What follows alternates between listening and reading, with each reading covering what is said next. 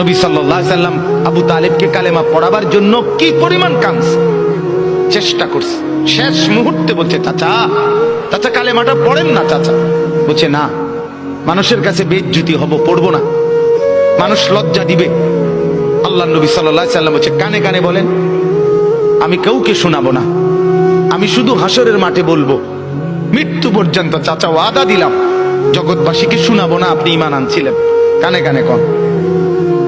আবু তালেব বলছে না, কানে কানেও বলবো।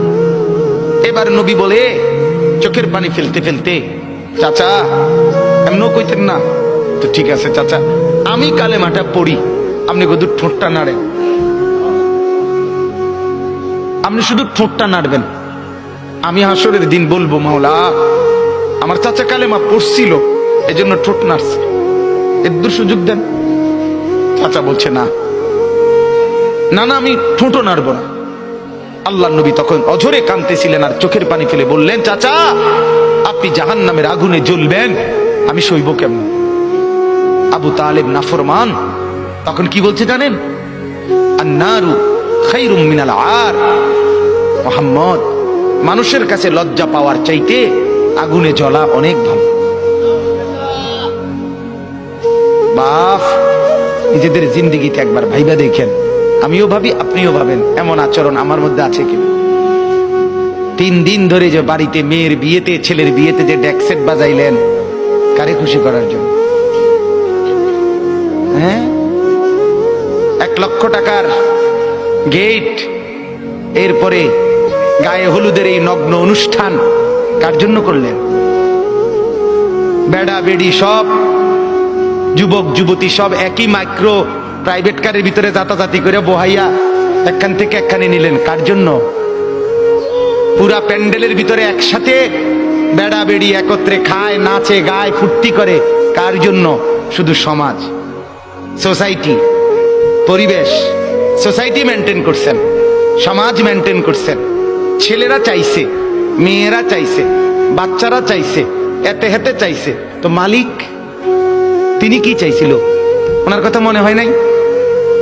রাসূল সাল্লাল্লাহু আলাইহি সাল্লাম তার কথা মনে হয় নাই? বলেন, কিয়ামতের দিন নবী সাল্লাল্লাহু আলাইহি ওয়াসাল্লামের কাছে কোরআনে আছে, ফাকাইফা ইযা জিনা মিন কুল্লি উম্মাতিন বিশাহীদ ওয়া জিনা বিকা আলা হাউলা'i শাহীদা। নবীকে বলছে আল্লাহ, বন্ধু আপনার উম্মতের প্রত্যেকের আমলনামা আমি আপনার হাতে দেখাবো, আপনার হাতে, আপনার সামনে পেশ করব, আপনি দেখে কথা বলবেন আমার কাছে। সুপারিশ আপনি কইরেন, মানা নাই, কিন্তু আপনি দেখে করবেন। রাসূলুল্লাহ সাল্লাল্লাহু আলাইহি সাল্লাম যদি হাসরের ময়দানে এরকম আমলনামা খুলে উল্টায় আর পৃষ্ঠার পর পৃষ্ঠা দেখে ফজর নাই, জোহর নাই, আসর নাই, মাগরিব নাই, এশা নাই, শনিবার রবিবার, মদ জুয়া, অবৈধ উপার্জন, গান বাদ্য, নাটক, সিনেমা, জিনা, ব্যভিচার, বেহায়া, বেপর্দা সব উল্টায়। আল্লাহ নবী সাল্লাল্লাহু আলাইহি সাল্লাম তখন বলবে, উম্মত কি এটা? উম্মত, আমার 23 বছরের এত চোখের পানির কথা একবারও মনে হয় নাই? কি আনছো এটা আমারে? উম্মত, তুমি জানো না আমি যে তায়েফের পাথরের আঘাতে পুরা পিঠ চালনির মতো ঝাঁঝরা বানায় ফেলছে আমার? শোনো নাই তুমি? আমারে যে উহুদের ময়দানে দান দান শহীদ করে রক্তাক্ত করছে, তুমি শোনো নাই? আমি যে 14 দিন পেটে ক্ষুধার তাড়নায় পাথর বাঁধছিলাম, উম্মত তোমার মনে নাই?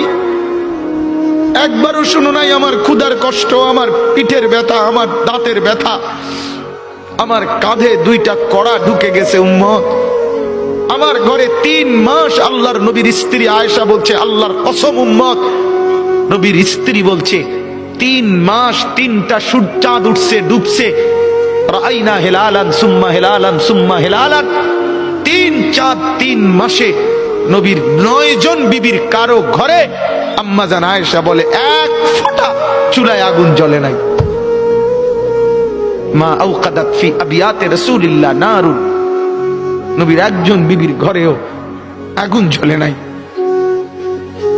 আল্লাহ নবীর স্ত্রী আয়েশা একদিন বলছিল নবীকে পিঠে হাত বুলাইয়া, ইয়া রাসূলুল্লাহ, স্বামী আপনার পিঠ ছিদ্র ছিদ্র কেন?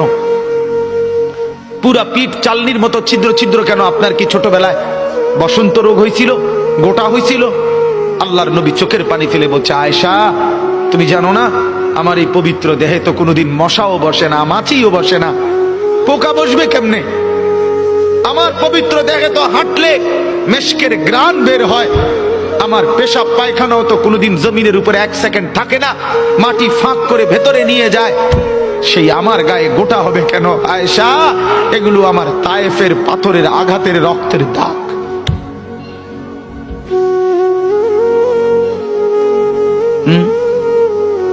হলো না বাপ? কিছুই মনে হইল না?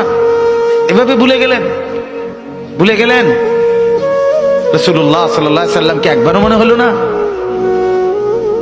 আল্লাহকে ভালোবাসেন, নবীকে ভালোবাসেন, আখিরাত চিনেন? এই বাপ, আমি আপনাদের সন্তান, যে আল্লাহর কোরআন যে ধরে নাই, ছোঁয়ে নাই, পড়ে নাই, বিশ্বাস করেন পড়ার কোনো মজা, লেখার কোনো মজা, জ্ঞানের কোনো মজা, শিখার কোনো মজা, জানার কোনো মজাই সে পায় না। আপনি যেন কিছুই পান নাই, তেমন কিছু পান না। এতটি ফইরা এ ভাত তরকারি যায়, ইডি এমনি খাওয়া যায়, দূর মিয়া, এগুলো এমনি মিলান যায়। এ ভাত দুগের লাগে এত এত মেহনত করন লাগে না। অল্প কয়টা ভাতের জন্য, বিল্ডিং একখান করণের জন্য এত কিছু করতে হয় না, এত কিছু করতে হয় না। অতএব দয়া করে, মেহেরবানি করে, হাত জোর করে অনুরোধ, আপনি শিখেন, কোনো মানা নাই। আপনি বৈষয়িক সব পড়া পড়েন, আপনি সব শিখেন, কিন্তু তার উপরে আল্লাহর কোরআন রাখেন, রাসূলুল্লাহ সাল্লাল্লাহু আলাইহি সাল্লামের সুন্নাহ রাখেন, দিন শিখেন, আল্লাহর কোরআন একটু একটু করে পড়তে শিখেন। আল্লাহ তাআলা আমাদের প্রত্যেককে তৌফিক দান করেন। নিয়ত করেন যে কোরআন পড়বেন ইনশাআল্লাহ। বলেন ইনশাআল্লাহ, বলেন জোরে সোরে বলেন ইনশাআল্লাহ। আল্লাহ তৌফিক দান করেন। একজন যুবক, আমার বাপ, আবারও বলছি, আবারও অনুরোধ করছি, জীবন শোনাটা, আল্লাহর কথা শোনাটা খামখেয়ালি বানায়েন না। ইডি হুজুররা কয় মাইতো নাই তান কইবই, আপনি আমি শুনলে শুনলাম, না শুনলে না, না না না, তা খামখেয়ালি না, খামখেয়ালি না। ও চিরেই আপনিও কবরে যাবেন, আমিও কবরে যাব, ঠিক কিনা বলেন না কেন? খুব দ্রুত। আল্লাহ তাআলা আমাদের প্রত্যেককে তৌফিক দান করেন।